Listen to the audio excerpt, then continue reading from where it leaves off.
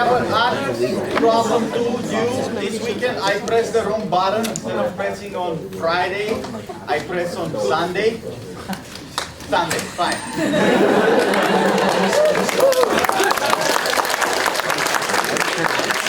It's the same amount of work, okay? It's not. So it's not any different. We had a quiz. The quiz was interesting. We didn't look at it yet, but we will. And most importantly, you guys have a homework on probabilities that you cannot do because we didn't do conditional probabilities, right? Yeah, so we gotta do that. There's no other option today than to do conditional probabilities and Markov chains. So we'll have to do that today. We had our share of other stuff last time. So now we can go back to portable realms. So let's I'm going to put here a quick recap, if you want, probabilities. The basics is counting.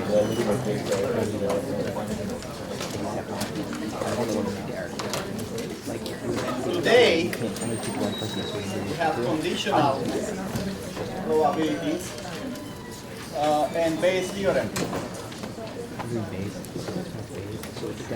And also today, we have Markov chains. And later, we're going to have statistics. Expectations, variance, standard deviation, entropy. That's our plan. Okay? So,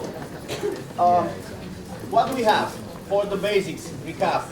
We have space of possible outcomes. And we have a small omega, or W, is an outcome or result. There's also an experiment. Sometimes this is called procedure.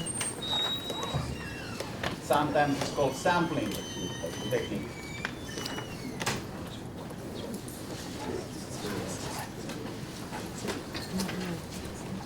So there's a procedure, and how is it, what is it that you are doing? I'm rolling the die, I'm flipping a coin, I'm picking 3 students, I'm getting a random test, something like that, right? So this is a procedure that results in some outcome. That outcome is the result, and there's no way to determine it before the procedure, before it's a random thing. But once you do the procedure or the experiment, you know what side of the coin are you seeing, what value of the die you've got, which 5 students are going to make the basketball team, so on and so forth. The reason this is counting effectively is because the probability of W, which is the same as same probability outcome is W, is a counting problem. Is the chance of picking or selecting, or the outcome being W of experiment. In most problems that you're going to see, here's the space.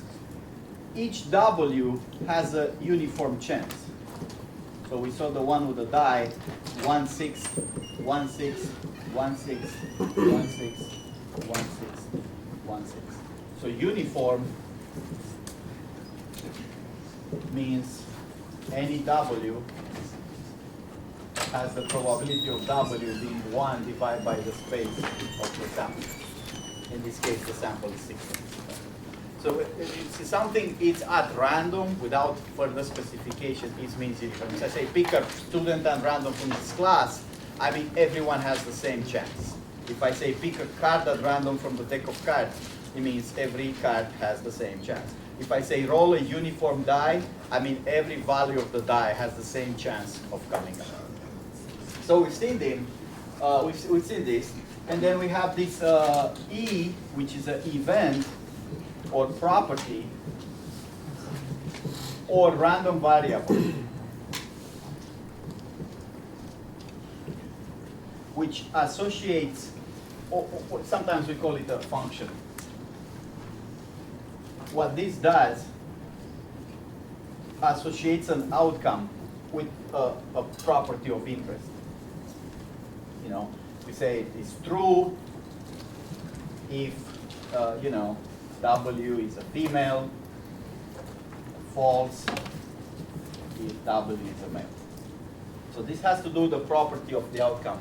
We have, you know, out of all the students here, I could say, once I pick one at random, I may get a male, I may get a female, I may get somebody who's a double major.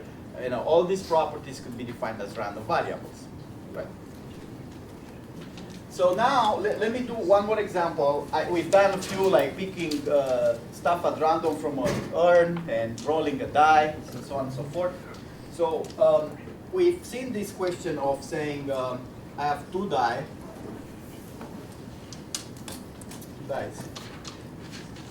and they're uniform, 1 to 6.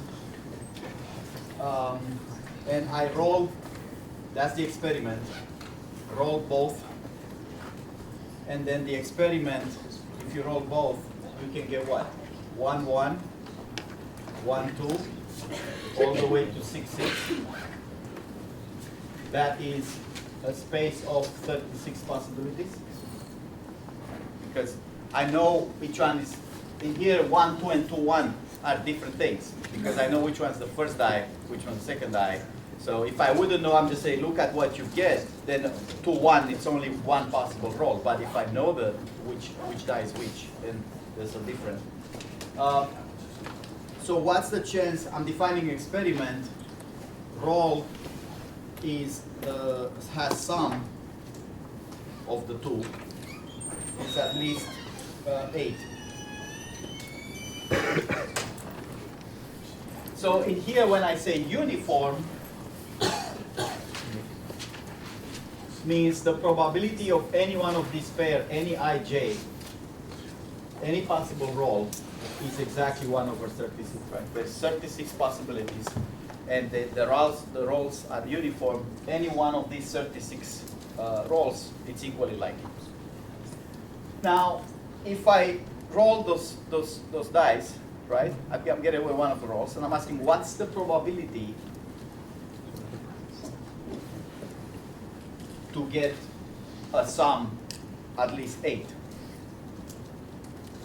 Say strictly than 8. That is too hard. So in this, it's kind of a counting problem. That's the same as saying, I want to translate this into a counting problem, not with probabilities. I think it's the same as saying how many possible rolls, how many items in this set have the sum greater than 8, right? This probability is going to be the count how many rolls have sum greater than 8 divided by all of them. So that is, we still have to compute this, divided by 36. So this kind of problem, I'm having a mechanism, coins, rolls, dice, you know, I'm counting how many of the outcomes have a certain property. In each case, the property is at least 8. It's effectively a counting problem. It's not really different than last week or the week before, where we were counting in how many ways can you get a roll of sum bigger than 8. It's the same problem. You just divide with 36 to get the probability value. Right? So I'm going to say that as far as the first bullet goes, basics and counting, probabilities are just counting divided by the total. Later bullets are not, but this one is just that. So let's count. I do my old method, the case by case. Greater than 8 means either 9 or 10 or 11 or 12, right? That's what greater than 8 means. Can I just say the 4 here? Would that be correct? Because I have 9, 10, 11, 12. Is this 4? Why not? Yes? There's multiple like pairs of numbers that you have to each of those. Actually, for 12 is only 1. So that's 1, which is 6 and 6, right? But for 11 is not just 1. I can't just say 1, 1, 1, 1, that's 4. Because for 11, I have 2, right? Which are? 5, 6, or 6, 5. For this one, I have 6, 4, 4, 6, and 5, 5. And for this one, I have 6, 3, 5, 4, 4, 5, and 3, 6. So how many things are here? How many rows are in this whole set? 10, right? 1 plus 2 plus 3 plus 4, that's 10.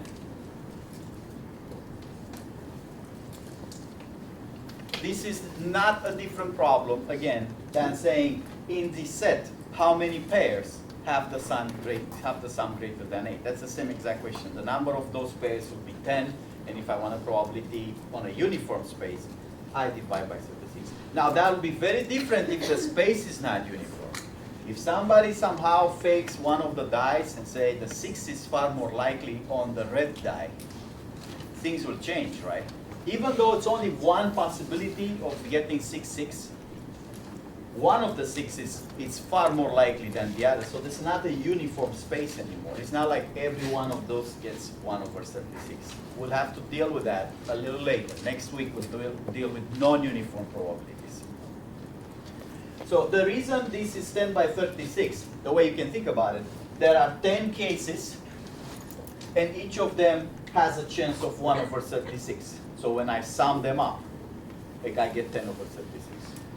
Or you can think, I have 10, divide by the total, that's 36. Either way, you get 10 by 36. Uniform probabilities very often correspond to counting problems, because each item corresponds to 1 unit. In this case, the unit is 1 over 36.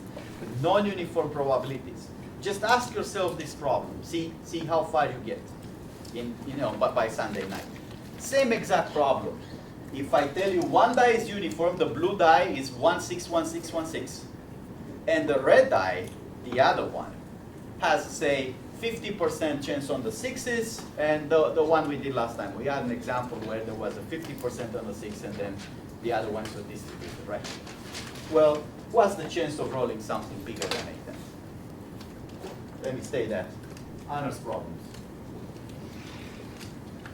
Same question, but the red die has the probability.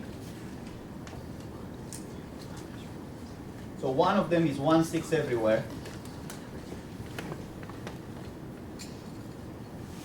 But the other one is 50%, that's a half.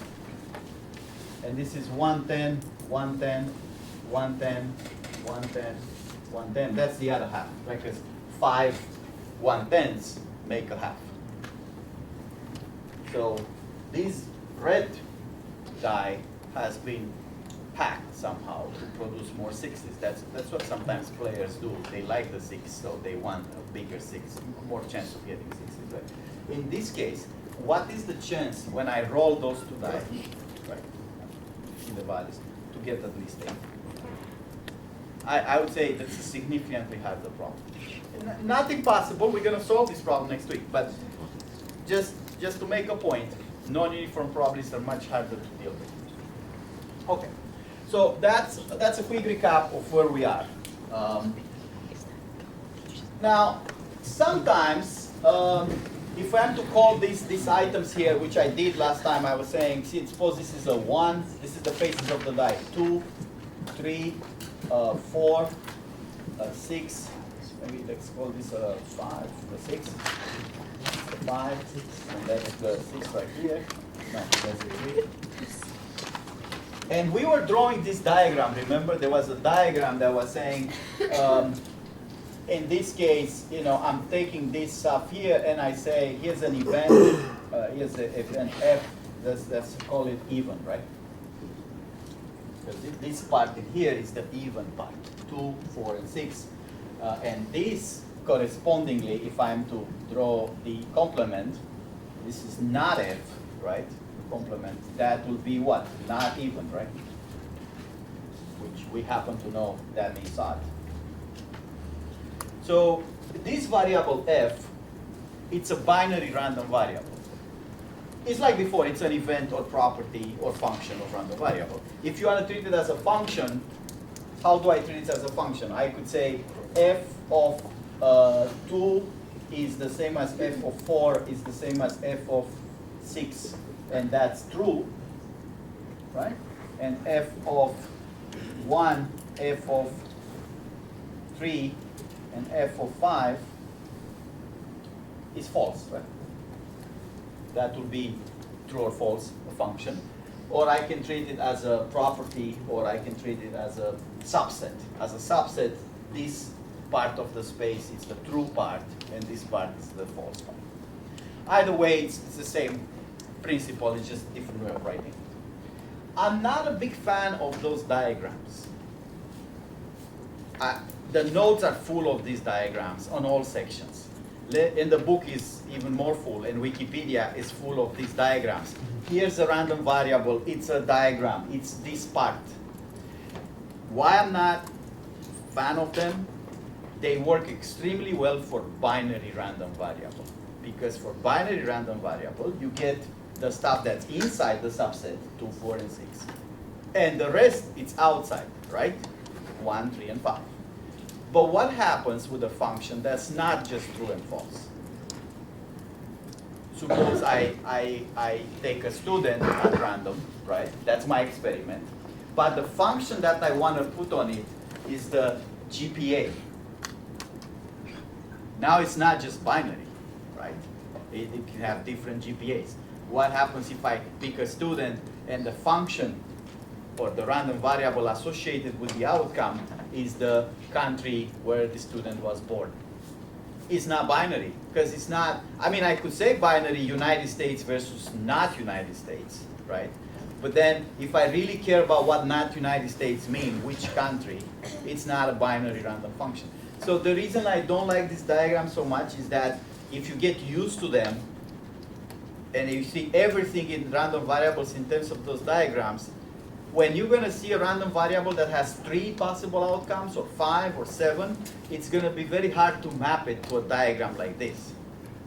In fact, what people do to complicate these diagrams, I think I showed you one before.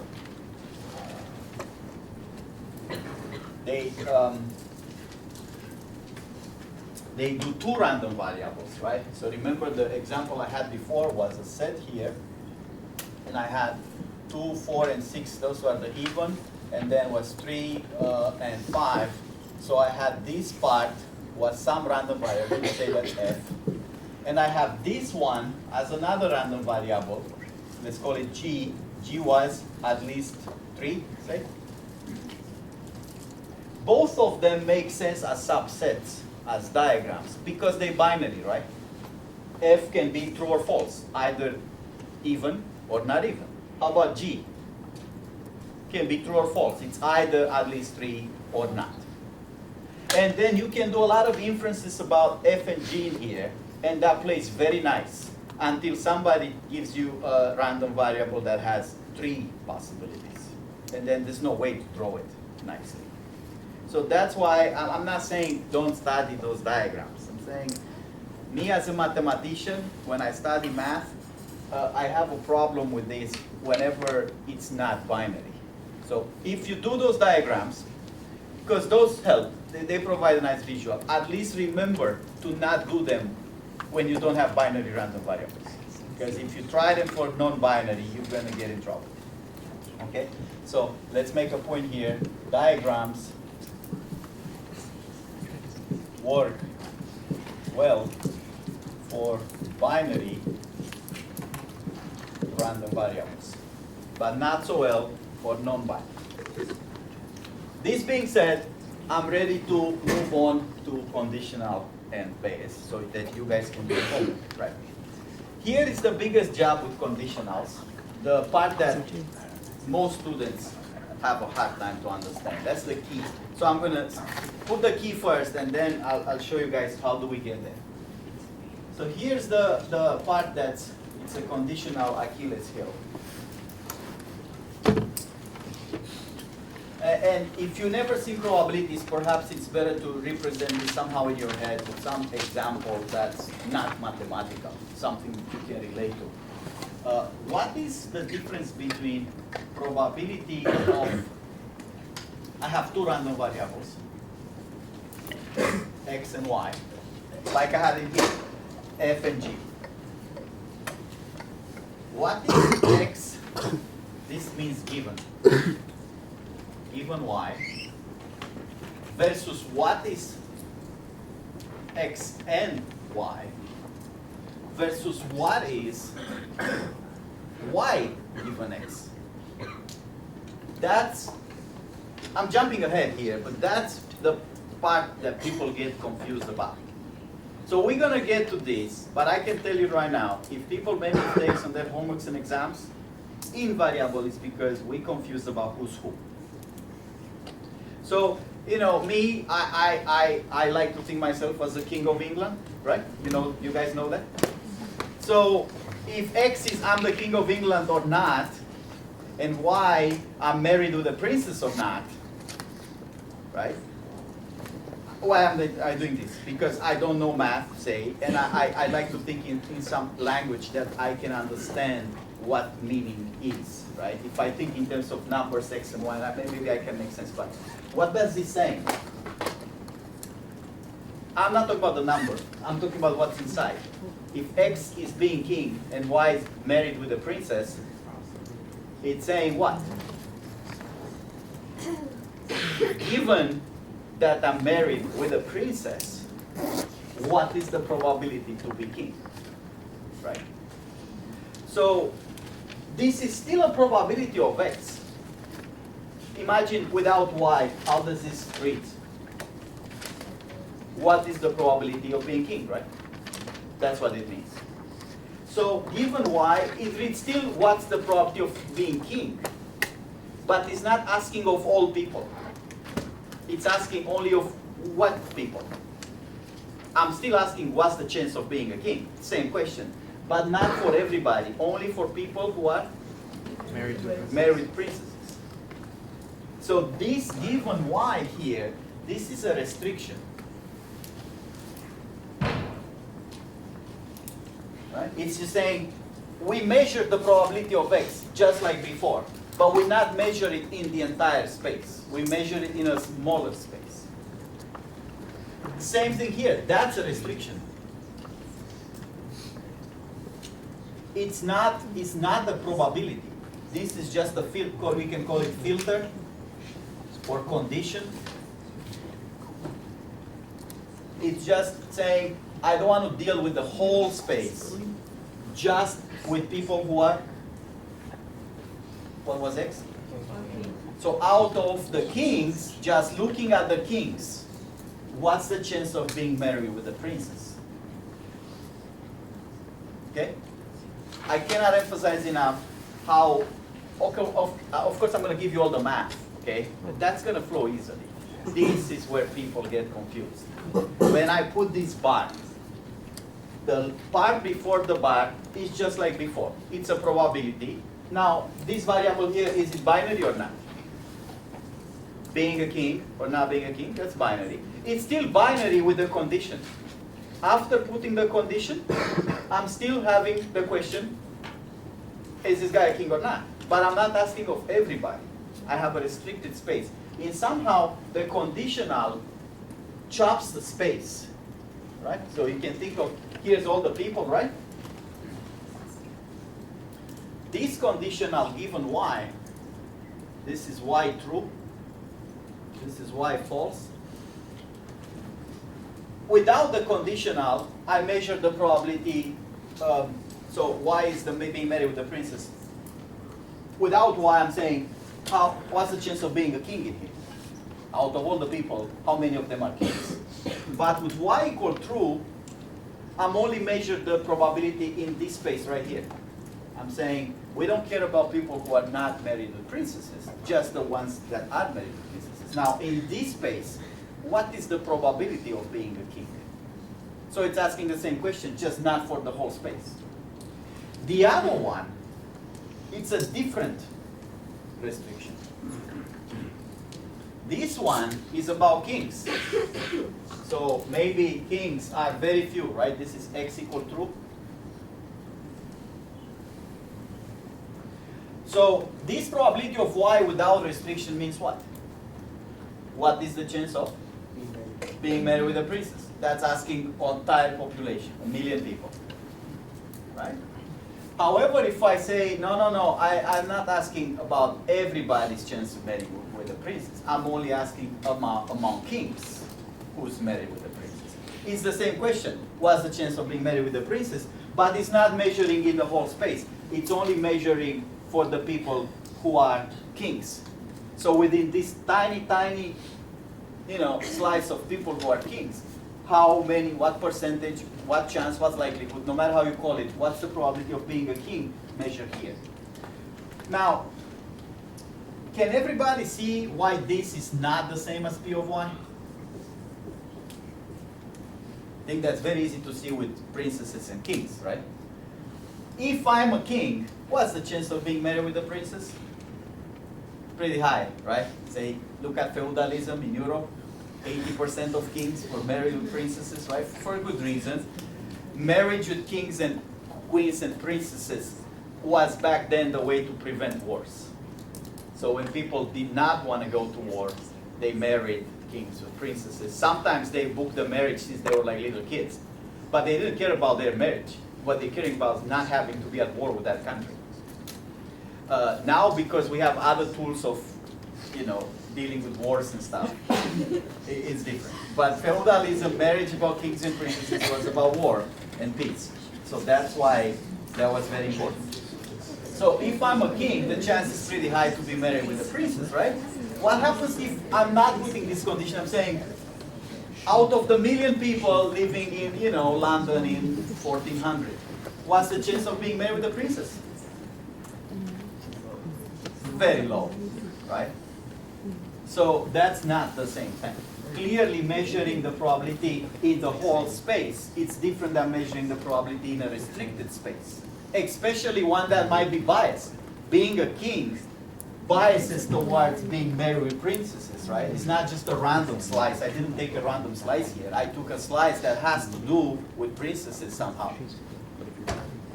Finally, what is this? This is our old friend n, right? This is measuring a probability of the event not x and not y, but rather x and y together. So this is still asking out of picking one at random, uniformly. How many out of everybody? So this is no restriction here. It's still measuring in the whole space. If I pick an individual at random, what is it saying? It's a king and married with a princess. So this is no restriction here. This probability applies to the whole space. Of course, it's a rare event, right? If these are the slides that are kings and these are the slides that are married with princesses, this corresponds to this part right here, right? This is that one. Okay, so let's get to here. But as I said, I'm pretty sure that people who are going to have difficulties because they're confusing those three things. Now, it's clear that that's the same as that, but is it clear that this is not the same as this? It's asking out of kings who's married with a princess. It's asking out of this green slice what percentage is married with princesses. What is this asking? How much is this piece out of the whole thing? And what is this asking? Out of people married with princesses, that is this whole slide, how many are x's? So if I am to call those, let's call them like regions, like with sets. Let's call them, let's say, the whole thing is omega, of course, that's the whole space. And let's say this is, visually, this is x, y, z, and t. That's not mathematical, just visual. Who is this? It's x divided by the whole thing, right? So that'll be x plus y plus Z plus D. Who's this? Y given X. So if I'm, X is not a good choice here. Say A, B, C, D, sorry. Because I already have X. This is A divided by A plus B plus C plus D, right? Who's this? Only looking at X equal true, the green slide, that's kings. What percentage are married, or what's the likelihood of being married with a princess? Out of the green slide, how many are married with princesses? How do I do that? A over, right? It's how much is A out of the green slide? We don't care about this. How about this one? Out of Y, how many people are kings? A divided by? So we see how this is not the same as this? And not the same as this? How about if I ask, I could ask other questions, right? I could ask, what's the probability of not being married with a princess if I'm a king? I put this not on top. So I'm still in the restriction of being kings. That means the green stuff. But I'm saying not being married with a princess, but not being married with a princess. So how much is that? B over? A plus B. I don't think that's surprising. That's exactly 1 minus this one. Is it? Because what this is saying, within the space of being kings, it's either that you are married with a princess or you are not married with a princess. So within this space, those two things have to sum to 1. How about probability of being married with a princess if I'm not a king? Where is the space of not being a king? That's like before a restriction. It's saying I measure probability, but not in the whole space. What is the space of not being a king? Where is it? Who's not a king here? C and D are not kings, right? So within that space, who is married with a princess? Y equal true is that side, so that will be who?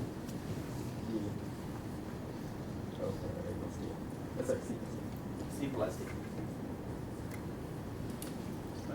So where is Y true? In the space of X being false, right? And similarly, I can do maybe, let's try P of king when I'm not married with a princess. Not married with a princess means B and C, right? So that's B and C, not married with a princess.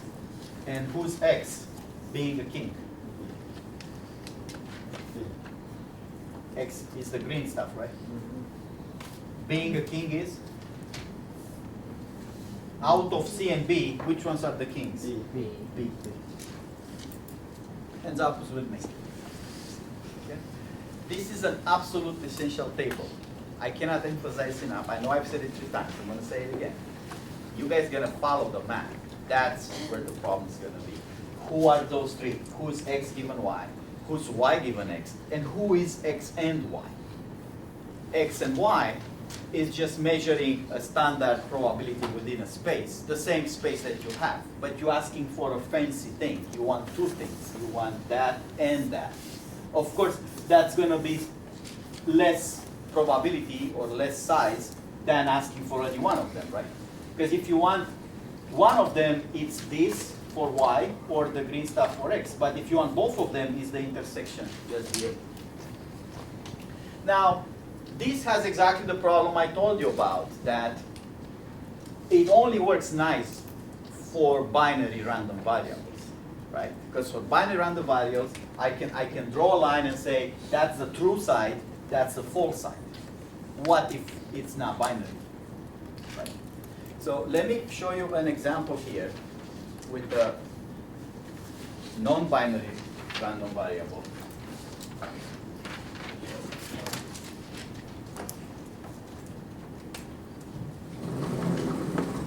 I have objects. So this set is that omega. And they have two properties. X, property X is the shape that could be either square or round.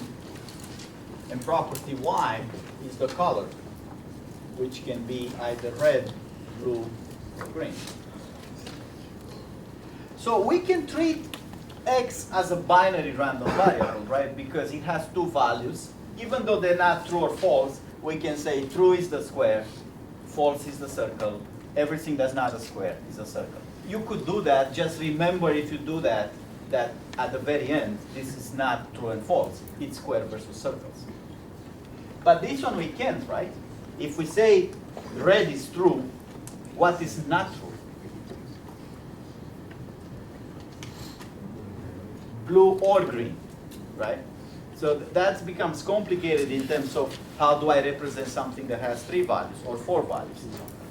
So here's what I want to put my hands on is P of X and Y. Now the trouble is, it's very easy to say, what is the meaning of this in here? In the way we did this example, when I said this, I actually meant probability of X has what value? True, given that Y has what value? True. That's what I meant here. And in here, what did I mean? Probability of Y equal true, given that X is false. That's what I meant. So when people say probability of X, they mean probability of X being some value or some category. For binary random variables, every time I say X, I mean X equal true. And when I say Y, I mean Y equal true. And I want not Y, like X bar or Y bar, to be not true. But what about here? I can't just say Y, right? What do you mean by Y? Maybe X could be, again, if you want to make it binary, maybe X means a circle. But what can this possibly mean, Y? So what it means is we want all the possibilities, X equal what and Y equal what. From Cartesian products, how many possibilities are there? If there are 2 possible shapes and 3 possible colors, how many possibilities are in those objects? 6 possibilities. So here they ask. Square, round, red, blue, green. This is a Cartesian table, right?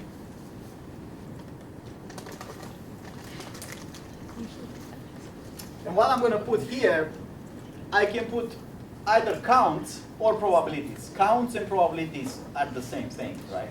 Because probability, generally speaking, we already discussed this, is a count divided by size of omega under uniform assumption. So the experiment is here, choose an object at random.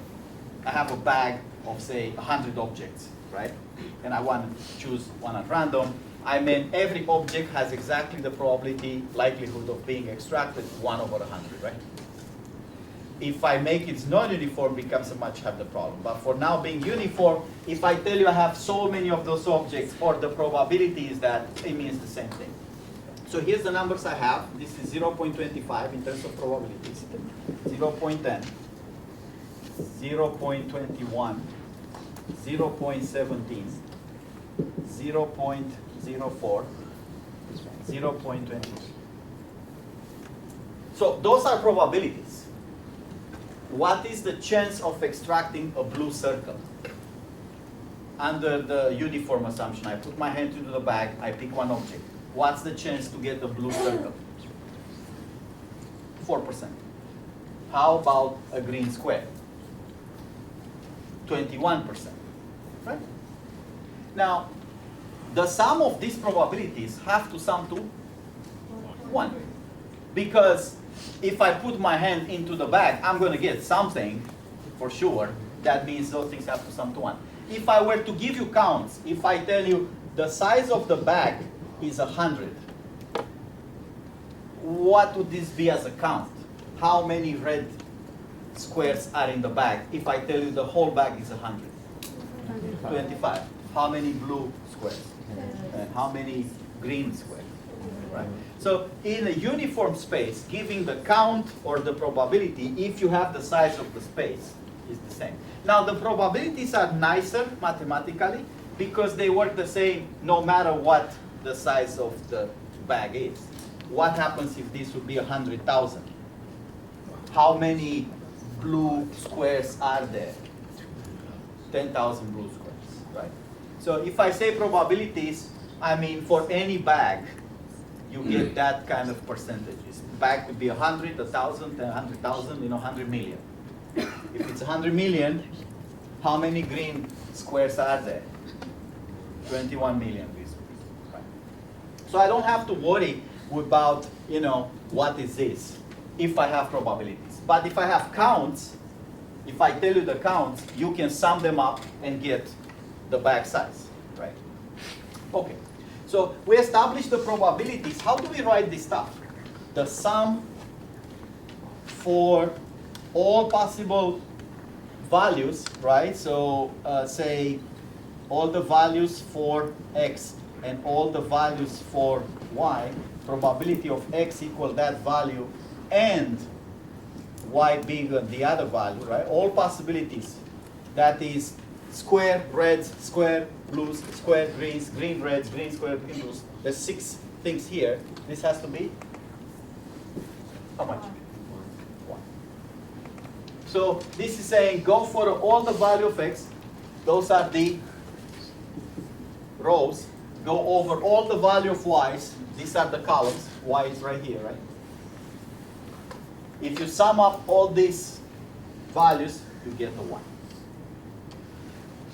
This is the best way to deconfuse yourself when you are confused in here. Whenever you confuse about who's who, this is the answer. Make a big table with all possibilities. I know it sounds like a tedious solution. Are you kidding me? So if I'm stuck Tuesday night with this homework, it's like 6 possibilities for x and 3 possibilities for y and 5 possibilities for z's. 6 times 3 for ties, and 90 possibilities in that table. And you're saying instead of doing 5 minutes talking to the TA, build a table, gigantic table that will take 3 hours? Yes. If you are confused about who's who, your best hope is this guy. Which of course means all possibilities for x and all possibilities of y. It's a Cartesian product. If this guy has 3 values, this guy has 2 values, it will be a table of 6 things. But if x is a die with 6 values, and y is the table, that are like 5 possible tables, how many possibilities are there? 6 times 5, 30 possibilities, right? Because this is every possible value of x times every possible value of y. But this is the way to deconfuse ourselves. In here, it's easy to answer who is P of x given y once you see the table. So who is P of x, say, equals square, given y is red? How do I think about this? Y is red is what? A restriction. This is not asking for probability. After the bar, it's something that's given, like a condition. It chops the space into a subspace. This is still the question, what's the chance of seeing a square? But it's not over. If I ask you what's the chance of seeing a square here, what do? Independent of the colors. You say, well, how many squares I have? 25 here, 10 here, 21 here. That's the total number of squares out of 1. So we can do that right away, right? Probability of being x equals square is the probability of x being square and y being red plus the probability of x being square and y being blue, plus the probability of x being square and y being green. That's just summing up the squares in this joint case, right? Sum rule. If you want to be a square, you either are red or blue or green. Are those cases overlapping? No, because it's one of them, right? Is there any other possibility? No. So I'm summing up the red square, blue squares, and green squares gives me what? 0.25 plus 0.10 plus 0.21, right? I'm summing up just the squares out of 1. The total is 1. I should have verified this, I didn't. If those numbers sum to 1, I hope they do. Because they have to sum to 1. A joint, this is what's called a joint table, have to sum to 1. Is this clear here? If I look at this table and I want to say, what's the chance of picking up a square when you put your hand into the bag? Well, the chance is you counting the squares. So the red squares, blue squares, and green squares, I'm counting all of them, I get the number of squares. That's it. Now, what's the chance of getting a square if somebody already told you you're gonna pick a red color for sure? Or with there's no divinity here. I put my hand into the bag, I pick up the object, I'm not looking at it, somebody else does, and say, hey, that's red. You picked up a red thing. Right? So now, where am I measuring my probability? Where? Just the first column, right? The rest is not interesting. It's just the part that is red. So within the red space, what's the chance of being a square? Because this is still asking what likelihood am I to get a square? It's just not everywhere, it's only in the red objects. What is it? I'm applying the same strategy like in there with ABCD. 0.25 divided by?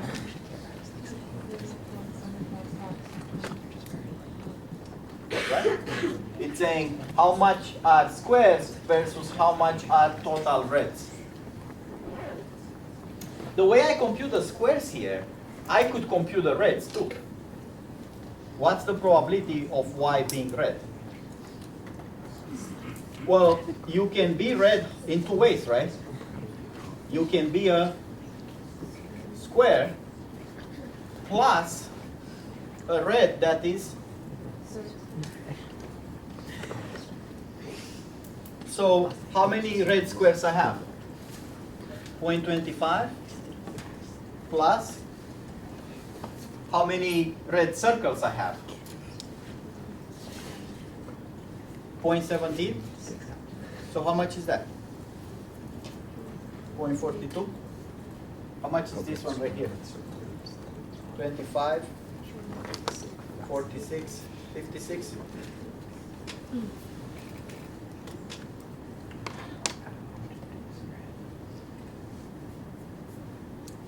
Okay?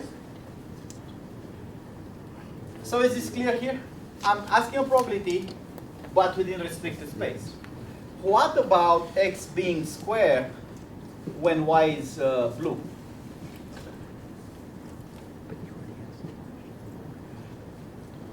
So I'm looking at squares, but now I'm looking at middle column. What is that? 0.10 divided by 0.10 plus 0.04.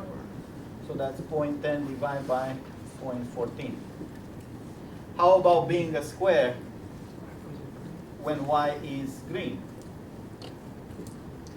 That is 0.21 divided by 0.21 plus 0.23.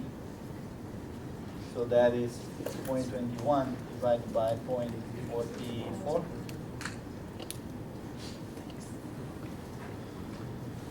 Back to the square one. If we get confused about who's who, the best way is to think about this table. Now you may be able to do the thinking even without drawing the whole table. Just imagine here's the variable cases, possibilities for x, here's the y. Even if you don't draw everything, it's still easy to reason in this joint table. All right. So now that we have this, I would like to kind of put those values that we computed here. So what did he say? If I'm to sum up the squares, I'm getting how much? 0.56? I'm going to say the sum here, 0.56. Sum, 0.56. So if I sum up the circles, I'm going to get what? 0.44. Even without summing, I know it's 0.44. Why? It's 1 minus, right? Those things are at the square of circles. So if the square sums to 0.56, the circles must be the remaining ones. We already done the reds here, because we added those two, so we got what? 0.42, right? And how much is the greens? And how about this? Do they sum to 1, by the way?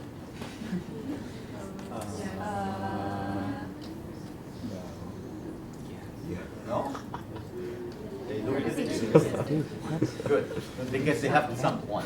Okay. All right. So this process here is called marginalization. This is from a joint that is P of X and Y. How do I produce a marginal that is just P of X or P of Y? It's a fancy name, marginalization. It just means sum up all the squares, all the circles. That's for X. For the colors, sum up the reds, sum up the blues, sum up the greens. That's what it is. Now, this sometimes it's called P of X comma Y. So if you see Px comma Y, it means X and Y.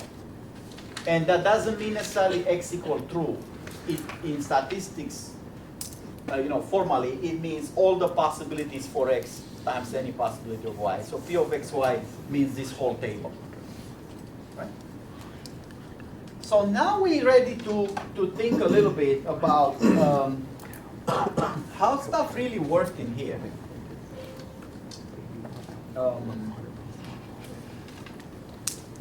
So this is an important phenomena of the marginalization. It's saying, you want the squares, you have to sum up the red squares with the blue squares with the green squares. If I'm to write this in a general sense, suppose I don't know who X and Y are. There's some properties of a table I don't know about. What am I saying here, this marginalization? It's saying P of, you want a certain X, is the sum over all values of Y of P of X and Y equal that value. So this is P of X equals some particular value V. That means P of X equal V, and Y being everything it can be.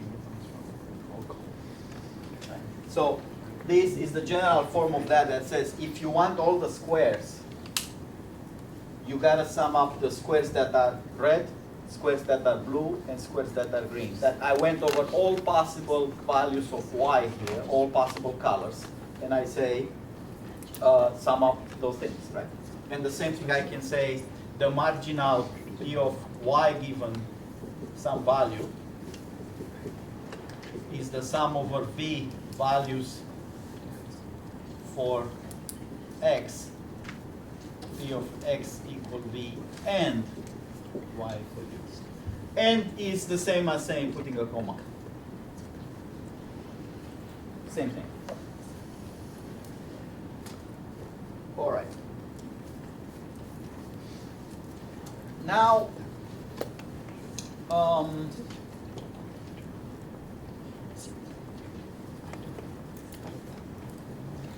I wanna get to this following equation: P of X and Y, which is the same as P of X and Y.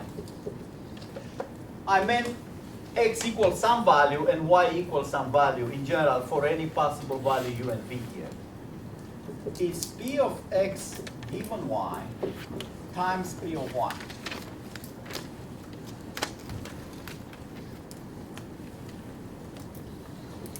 So I have a non-mathematical explanation. and you have to give me a mathematical one. Here's my explanation in common sense. If you want those two things to happen, you want to be a king and marry with a princess. Well, you have to marry with a princess. And given that you marry with a princess, you have to be a king. How about I want an A in Fundis and in math? If you want an A in Fundis and in math, you have to get an A in Fundis. And given that you have an A in Fundis, now you have to get an A in math. In other words, I established already, this established the value of y, and now, given that value of y, here's what x needs to be. How about, I don't know,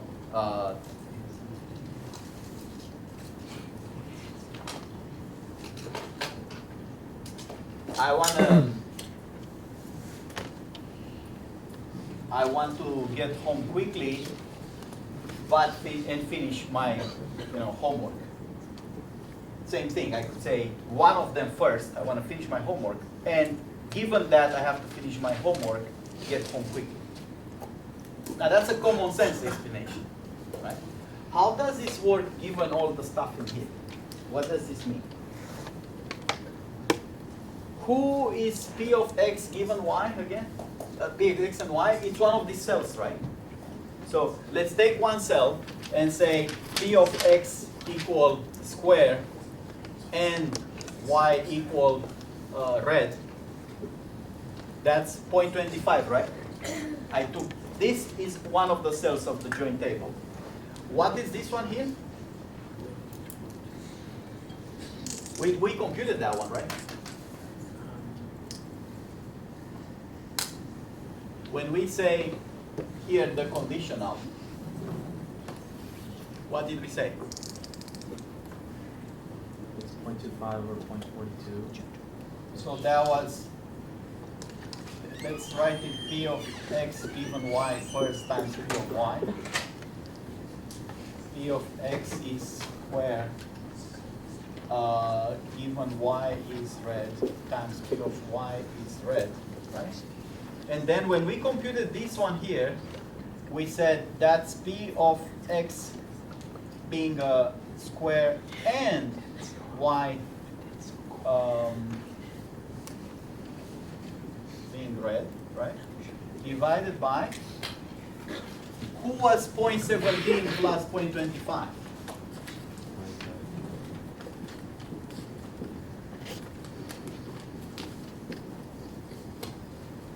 Now I think it's obvious what is going on here.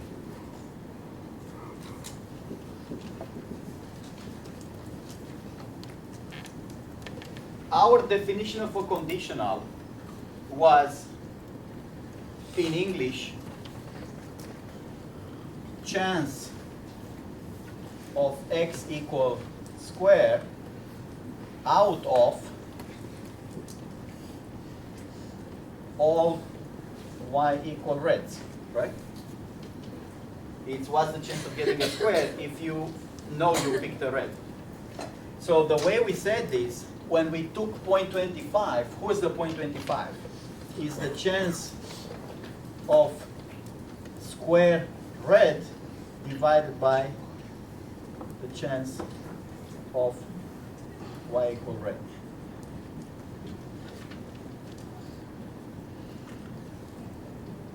So we took the joint here, the both of them happening, we divide only by the red column, and then that's how we've got the conditional.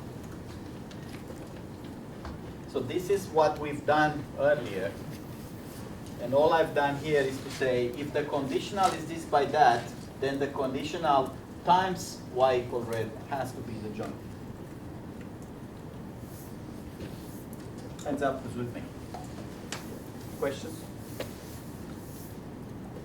Okay, so that's pretty much is what conditional means. What you see here, it's effectively the Bayes theorem. Here's why that is.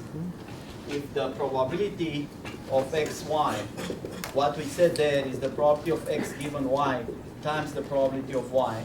But equally, the other way, we could have said, this is saying, you want to be a king and married with a princess. Well, you have to marry the princess, and then given that you marry with a princess, you have to be a king. How could we have thought this backwards? Not being married first with a princess, then what's the chance of being a king? But the other way. What's the chance of being a king times the chance of married given that you are a king? Again, so if I look at the joint, I want two things to happen. I could say, what's the chance of getting an A in both math and fundies? Well, there's a chance of getting an A in fundies, and given that I have an A in fundies, get an A in math.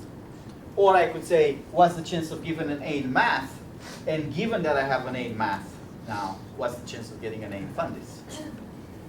Right. Back to the kings and being married, what's the chance of being a king and being married with a princess? Well, I can look at being married with a princess first, what's the chance of that? And now that I established that, given that I'm married with a princess, what's the chance of being a king? Or I could say, what's the chance of being a king? And now that I'm decided already that's done, it's a king, being a king, what's the chance of being married with a princess? So that's common sense. In here is the mathematical explanation. What we've done with the conditional, the way we define it like this, makes it clear that the joint has to be the P of y given r times the conditional. So the joint is one of them times the conditional. The order is critical, right? If you start with P of x, the other one has to be y given x. If you start with P of y, the other one has to be x given y. So now that I have this, if I only read the beginning and the end, excluding the joint, I get something like P of y given x is P of x given y times P of y divided by P of x. That's the base theorem.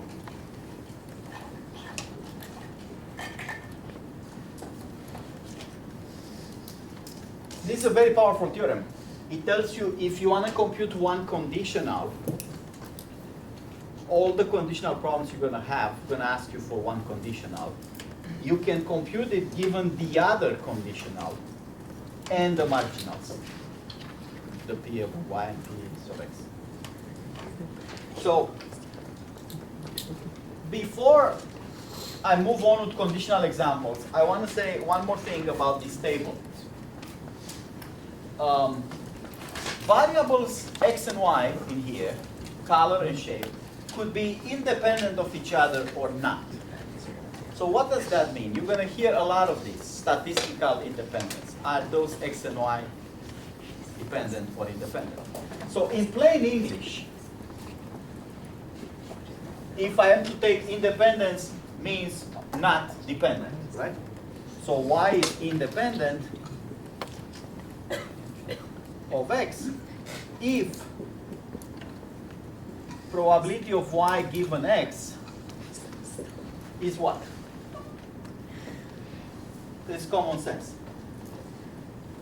If I say y is independent of x, means if you tell me x, it's not no new information about y. I can't use anything on x to determine the value of y. So that means if you give me x, is the same as not giving me x. So that means there has to be P of y. That as far as common sense goes, it says whether you give me x or you don't give me x, probability of y being married with a princess is the same. That would mean independent. Is being a king and married with a princess are independent things?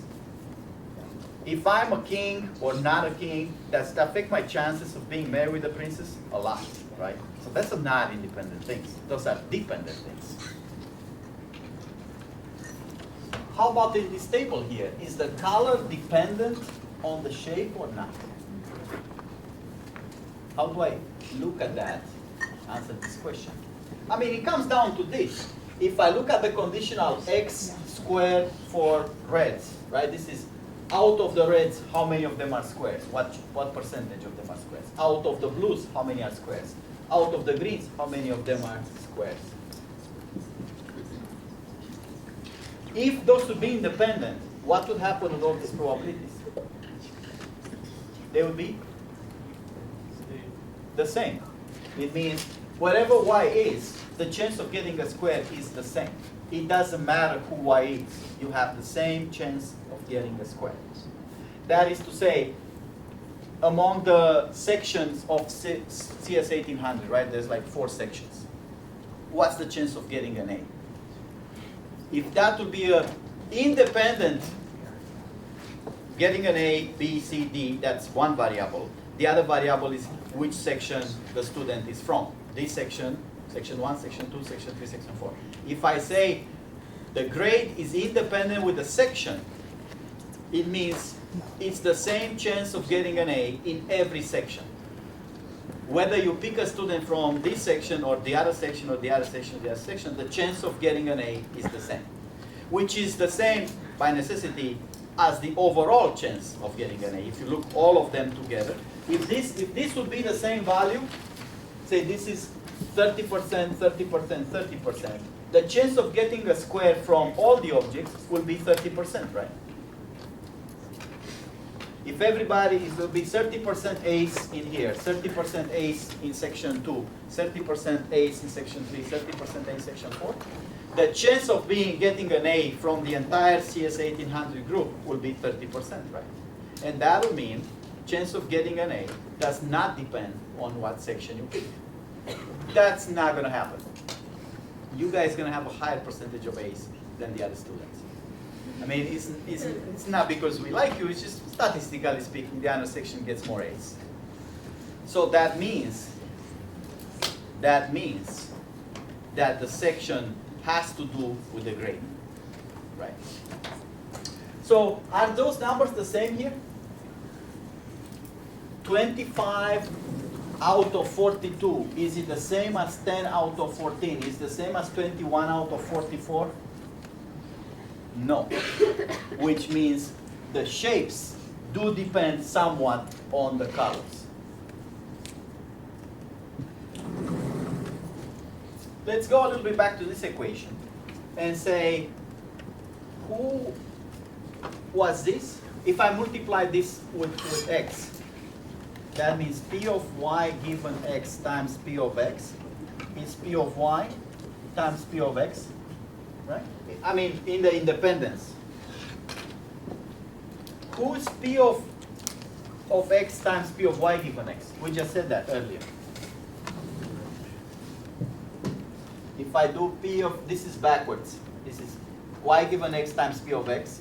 This is x given y times P of y. But like we said, it doesn't matter which way you go. This in here is P of x and y is P of y times P of x.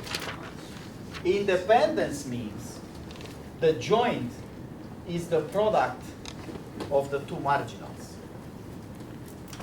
So what do the independence mean in this table? What does it mean for a table when I say the joint has to be a product of the marginal? This cell here would have to be the product of who? What are the marginals for square blue? Probability of blue is what? So if x is square, y is blue, what is probability of y, aka blue? Without restrictions. 0.14. And what is the probability of circles? So for this to be independent, it will mean that 0.04 is 0.44 times 0.14. I think I stand you guys a little bit here. What I said is independence means P of y given x is the same as P of y. Like if you give me x, you don't give me anything. Now if I multiply this with x, I get P of x times P of y given x, which is the joint. We already said that. Is P of y times P of x. Perhaps some of you have seen this before. The product of the chance of two things happening is the product of the two chances separately. what's the chance of getting an A in both math and fundies? If this would be independent events, would be the chance of getting an A in fundies times the chance of getting an A in math. But how about the kings and married with princesses? Is the chance of being a king and married with a princess equal with the product of being a king and married with a princess? No, probably not, because they're dependent variables. So back to the independence. As if this would be independent, this cell here, 0.17, will be what?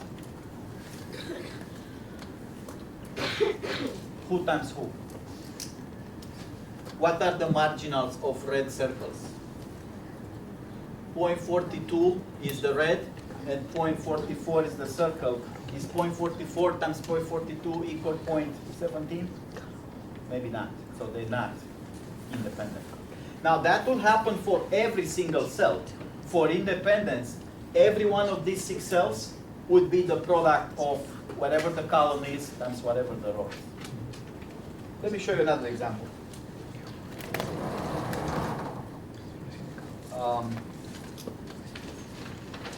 Remember the first example we had? The die. 2, 4, 6, the even ones. And then the other one was the 4, 6, 3, 5. So in here, x is even, true, or odd, false, and y is greater than 3, true, and less than 3, false. So those are binary random variables. If I am to build a table, let's do that. So x, not x, y, not y. Let's put the probabilities in there. What's the chance of x and y? X is true, this means x equals true, right? True, false, true, false. X and y, what's the probability? When I pick, this is a uniform experiment, right? I'm picking something at random from this set. Because like I said, when I move to non-uniform, you guys are gonna know, everything is gonna be monsters on the board. So until then, everything is nice and easy, uniform. What's the chance of picking something in x and y if I pick one item? 2 out of 6, right? Those 2, if I pick one of them, it's the cases that are in x and y, and 6 is the total, so it's 2 divided by 6. How about picking something that is x but not y? Who's x but not y? Only one. It's a counting problem, right? It's just the 2, 1 divided by 6. How about picking y but not x? Y by not x is the 3 and 5. So those are 2 elements. Where's the 1? 1 is here. Sorry. It's otherwise it would be out of 5, right? Would not be out of 6. What? Shouldn't it be in the box? Well, I think we say x it's even ones. Yeah, but for one.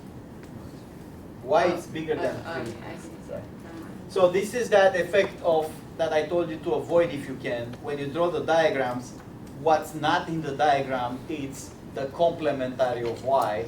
And it works for y binary. It doesn't work if y is 3 colors, because now the complement is not what's outside the box. And here the boxes are when y is true, what's outside is false. So what is in y but not in x?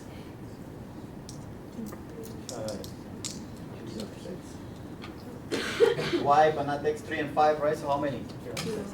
2 out of 6, and that's the one that was missing, right? Not in x and not in y. 1 out of 6. Now to be clear, this in here, all of them, all those cells are ends. This is the probability of what? Not x and not y. Remember, in this joint table, every cell is a particular combination with an end. What's the chance of being that and that? It's not a conditional.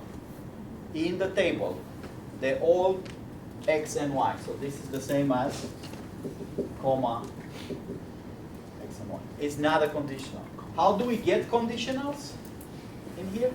So if I want, what's the probability of x given y? What is given y? It's a restriction. Restriction this table to what? To only when y is true, which is the first row. So I'm measuring probabilities on x, but not over the whole table, just on the first row. So what is that probability? It's 2, 6 divided by 2, 6 plus 2, 6, right?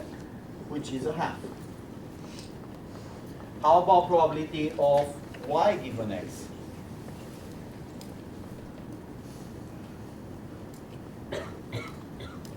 That's restricting what? This table to what? To the first column where x is. So I'm measuring probabilities just in that column, which is 2, 6 divided by 2, 6 plus 1, 6 is what? 2/3.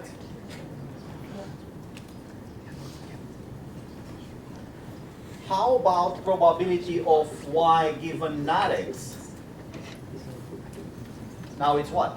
Measuring y in the second column.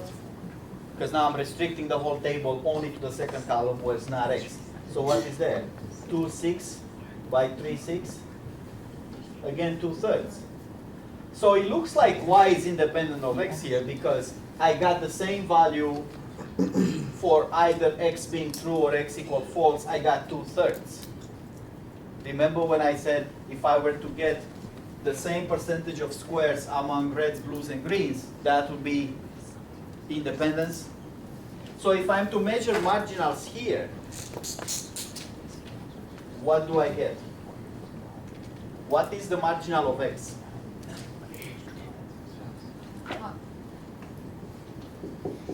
And the marginal of y?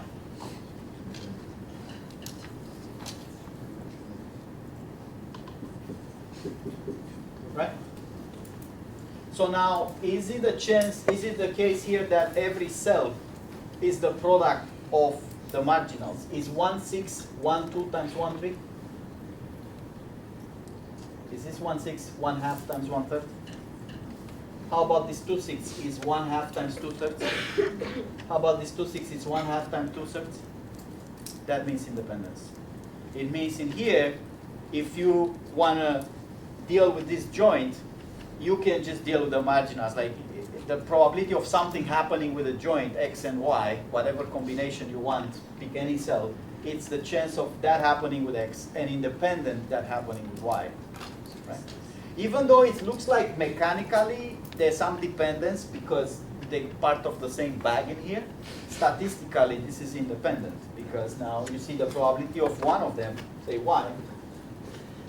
This y is the same whether you just measure y in the whole bag, which is 2/3, or you measure y within the space of x is true or x is false. Any way you measure y, you get 2/3.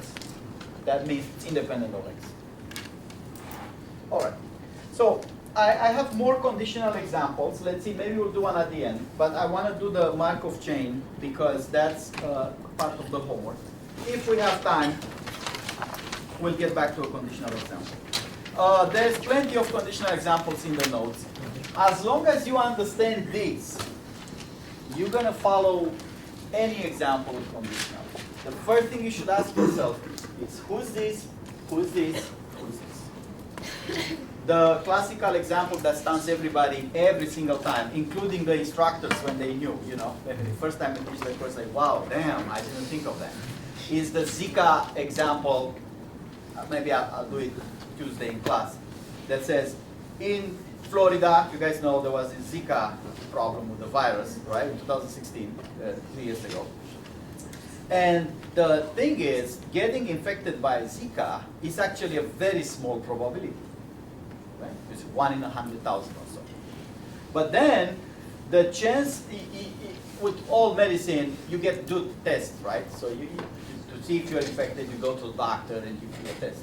No test is 100% accurate, right? Every test has some accuracy. Now, to be useful in medicine, you expect to be reasonably high accuracy. So what I have here is that you go to the doctor and you say, what's the chance of, if you have Zika, what's the chance of the test being positive? That's a conditional, right? And that could be 99.9%. However, the other way, what's the chance of having Zika if the test is positive? That's what confuses everybody. So let's recap the setup again. People sick of Zika are relatively a small population. Wasn't a problem because Florida is so big, but the chance of actually having Zika was 1 in 100,000 people. Now, given that Florida is like about 12 million, that's still quite a lot of people got sick. So it was a problem. That's why I was in the Now, as with any medical test, we want about 99% accuracy before we start giving medicine and insurance and all that, right? So every medical test to be useful has to be pretty accurate, but no test can be 100% accurate no matter what. So Zika test is say 99% accurate or 99.9%. What that means is specifically one of those conditionals. If you have Zika, or somebody has Zika, what's the chance of the test saying yes? That's very high, 99% accuracy. But people got confused for real in 2016. People got to the doctor and they didn't know they had Zika, of course, and they got a test, right? And if the test is positive, what's the chance of having, the chance of having Zika? You see what I mean? So if I keep this scenario here, let's do that one a little bit. The details are in the notes. If we say Y is sick of Zika virus, and X is the medical test for Zika. So those are different things. One thing is to actually be sick, and another thing is the test to say you are sick. Sometimes tests are not perfect, right? What is the probability of X given Y? That is the accuracy of the test for sick patients. 99.9%. What is P of Y given X?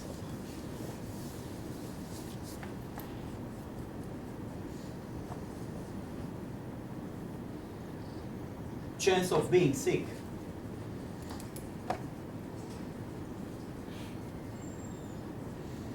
When test is 1, right? Or yes. So people got really scared about this because they went to the doctor and the test showed positive. And they were like, if the test is positive, right? If the doctor told me they do the test, you know how those tests are, test is whatever it is, says yes. People are like, okay, I'm dead now because it's 99%, right? The test is very accurate, right? It's 99.9%, right?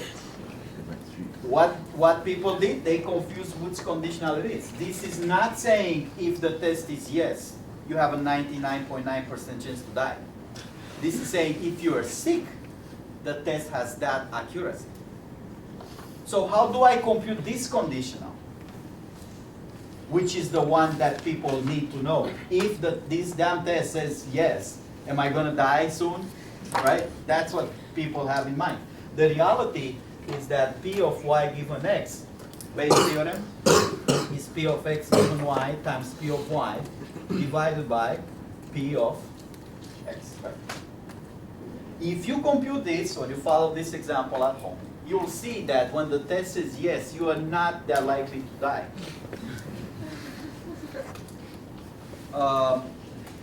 It's actually 0.1% chance of dying. So even if the test said yes, it's not like you have to write your will right away, right? Because the chance of actually dying is pretty small.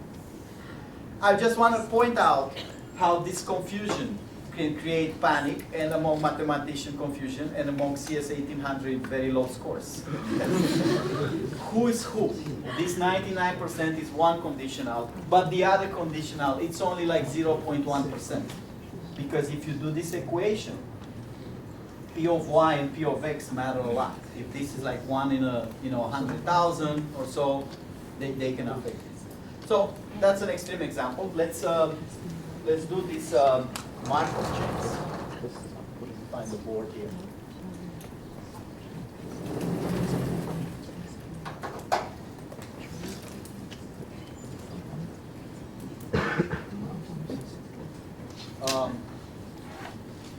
I have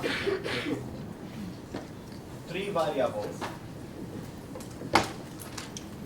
n variables, n equal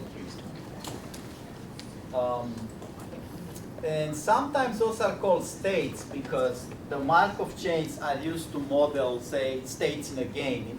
In what situation am I in? Like in a backgammon game or a chess game or something. Or in a treatment, what stage the disease is in. That's why they call sometimes states.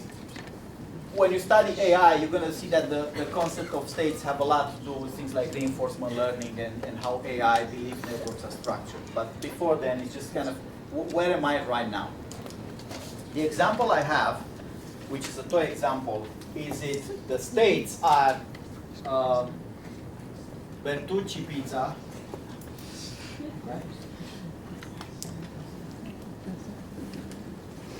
M stands for margaritas.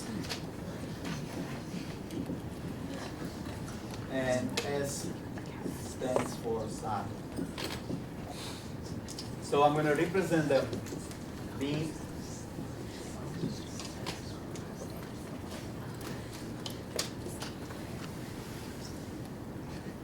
In this example, it has to do with a random person goes to which restaurant. And go to those 3. What's very important about Markov chains, and not so much for the theory today, but when to use the Markov chain, they have to do with the memory less. So these are phenomena that are happening. The next step, the next decision, the next phase only depends on the current phase. No history. So I think that's how they call it. No history. So how long do I have to wait for the next bus? What that depends on. It only depends on the current bus, right? Buses, the intervals between buses and waiting times, they only look at the bus ahead. They don't look at how many buses are on the route or anything like that. They say, I'm trying to be 5 minutes away from the bus in front of me, or 10 minutes away from the bus in front of me. This kind of, that happens a lot in games that were modeled by computers, like StarCraft sort of games. The computer makes decision only on the current state. That happens in chess too. It doesn't matter how we got to this state. All it matters is the current state. So in here, we're going to say, if somebody goes today to Bertucci, where can it go tomorrow? And we assume that decision tomorrow only depends on the fact that that person went to Bertucci today. It doesn't matter where he went before today. So memoryless processes are not necessarily realistic because in reality, nothing depends just on today. A lot of things depend on what happened until today. Look at, say, example, politics, right? But it's easy to model. If I can tell you, given that the state I'm in right now, that's the only thing that determines what I'm going to do next. Modeling things this way is very easy because I don't have to keep track of the history, right? Again, think about AI. That's true in games. In chess and backgammon, only thing it matters is the current state, right? Because given the current state, I can determine winning, losing, and so on and so forth probabilities. It doesn't matter how I got to this state. This is not true for poker, because in poker, it's essential to learn the behavior of the opponent. That matters much more than the actual probability. It matters what kind of player that person is. So in here, we're going to say, well, for Bertucci, you can go here, and you can return to Bertucci. And the same for the others. For Margarita, I can go here, or go here, or stay in Margarita. And from Saro, I can go here, or go here, or stay in Saro. So I'm gonna make, I'm gonna say here, if I am in Bertucci, what is the chance to go to, here's the current.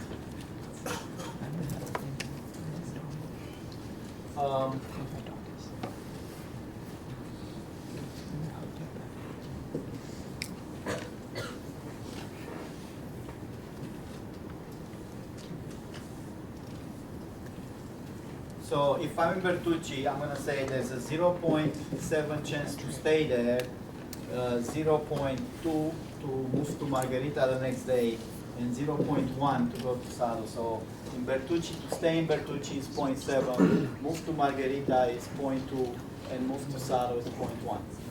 Now if I'm in Margarita currently, I have a 0.6 chance of staying, 0.3 chance to go to Bertucci, and 0.1 to go to Saro. So from Margarita, I have a 0.6 of staying, 0.3 to go to Bertucci, and 0.1 to go here.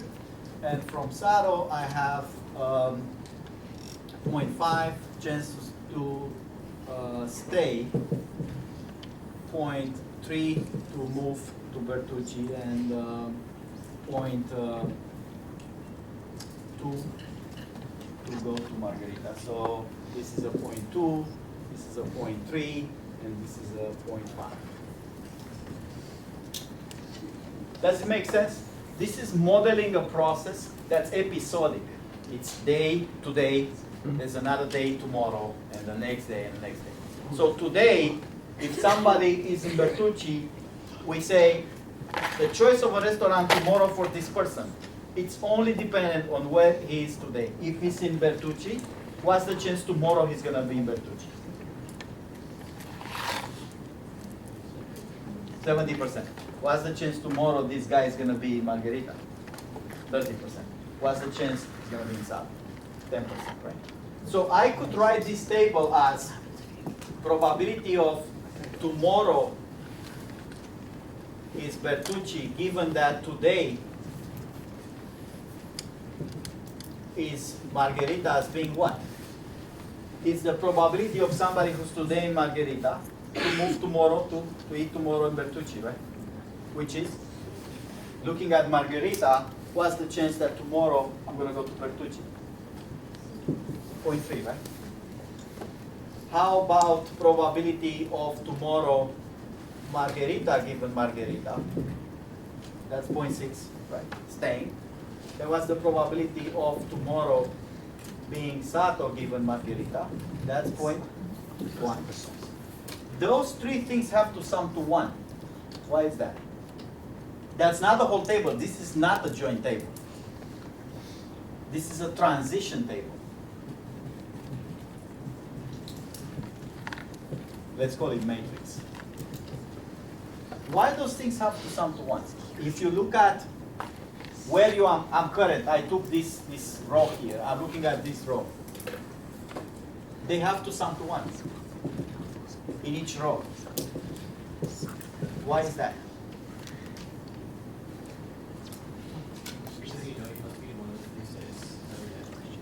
Because anybody who eats today in Margarita is going to eat something tomorrow. Tomorrow is going to go either there or there or there. Right? Anybody's in Bertucci, in Saro is going to eat somewhere that's either there or there or there, and so on and so forth. How about the columns? The columns have to sum to 1? No. What does a column mean? So the row is a transition. If I'm in Margarita, what's the chance of moving here, moving there, moving there? So it's like one person who eats in Margarita, where is likely to find this person tomorrow? 60% of the time it's going to be Margarita, 30% of the time it's going to be Bertucci. So what is a column? What is this column? Who is this B column? If I sum up this, I'm going to get a weird number, right? 1.3. What does that mean? Yes. Is the chance based on the even distribution of states in the previous state and one in that state? It's like kind of how many people gonna go tomorrow to Bertucci, right? That's what this sums up. This is the people that gonna go tomorrow from Bertucci from where? That were today in Bertucci. This is the people that are gonna go tomorrow to Bertucci from where? From Margherita. And what is this? This is the percentage or the count of people who are gonna go to Bertucci tomorrow from Sado, right? So this is kind of looking like tomorrow. If you're Bertucci and you're gonna say, okay, how many people I'm gonna have tomorrow? It's kind of, well, you're gonna get 70% of everybody who's today in Bertucci.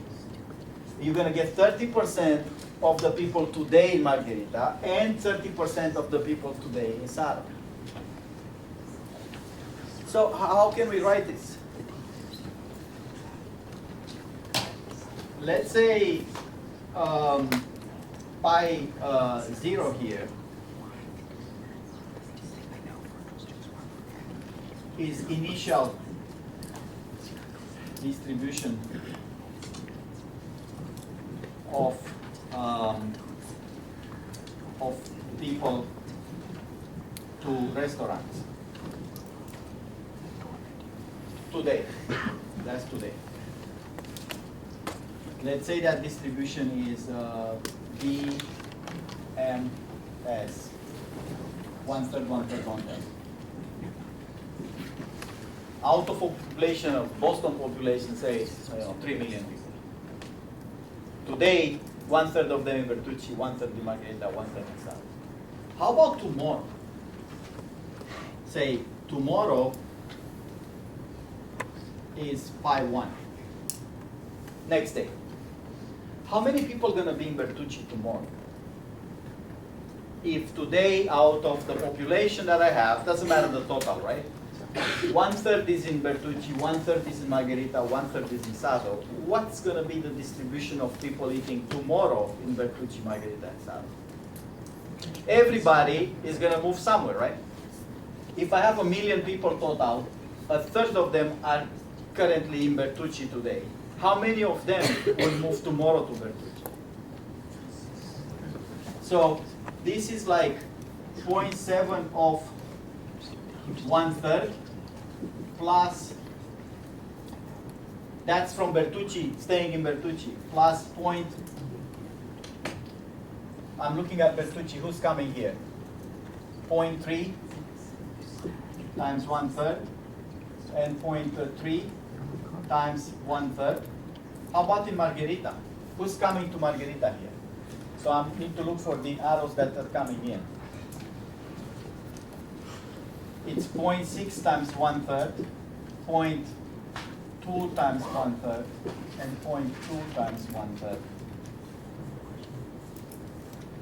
And in Sado, it's going to be 0.1 times 1/3, 0.1 times 1/3, and 0.5 times 1/3. So these values are on the columns. Now, initially, say today the distribution is uniform. I have 1/3 of the people in Bertucci, 1/3 in Margherita, and 1/3 in Sado. Is that the same tomorrow? Is it still going to be 1/3 in there, 1/3 in there? You can clearly see it's not. This is 1/3 multiplied with way more than 1. And this is 1/3 multiplied with less than 1. Right? So if I'm to write this as a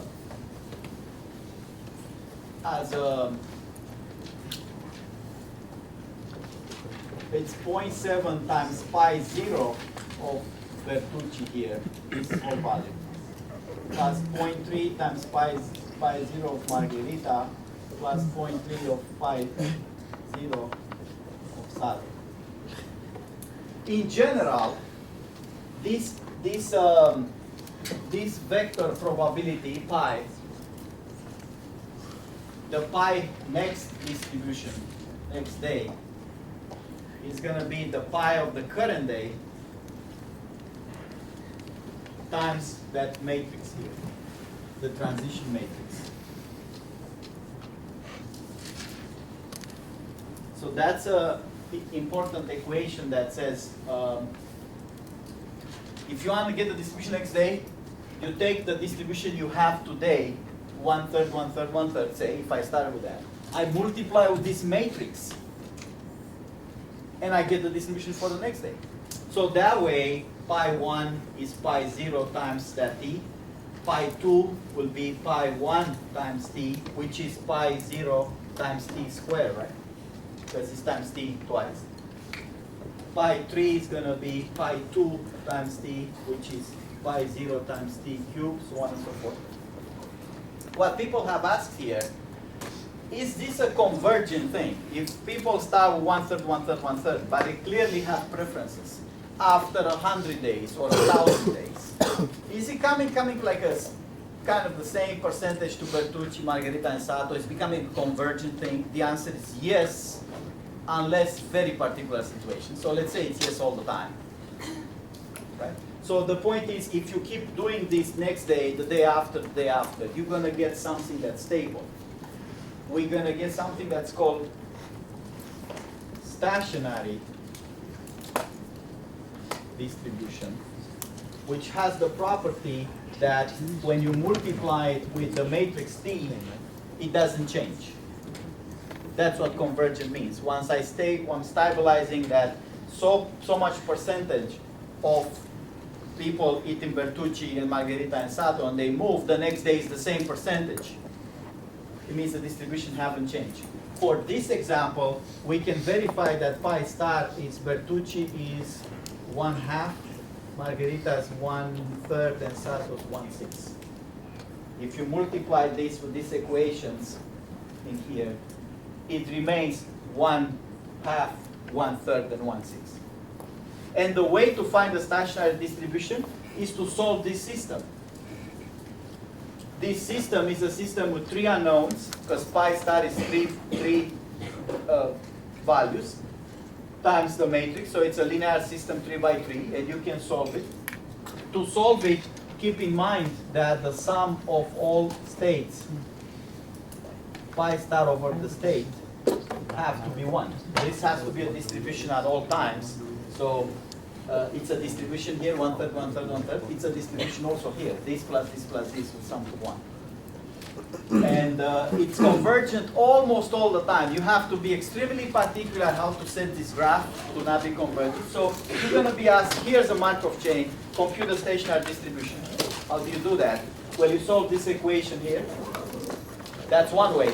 That's a 3 by 3 or 4 by 4 if you have 4 states, or 5 by 5 equations. Another way is to do what I did here with a computer. Start with a distribution like uniform. Repeat, repeat, repeat, you know. That's you who write a lot of programs, right? You can start with the distribution, kind of compute the next day, the next day, the next day. And if you do it 1,000,000 times, you're going to notice that distribution became convergent. It doesn't change. That's the same as solving this system directly. That's how you get Markov chain stationarity. My father.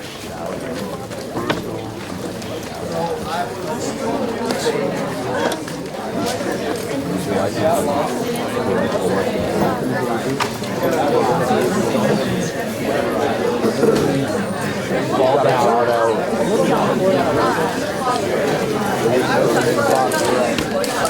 My boyfriend's father is my I won't spill my Oh, did I? Yeah. You saw me do it. Not the first time. No, it's not like you did it. Like after I did it. Oh, no. Oh, well, he basically threw it, it was falling in the caught it and he put it back up and he didn't get it caught. There's one over there if you want. Oh, you did actually.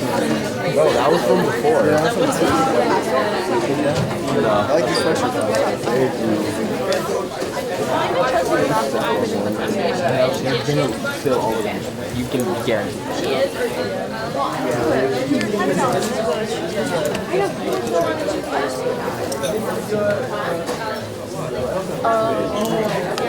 I'm just an unenthusiastic person. You guys have those, I can we can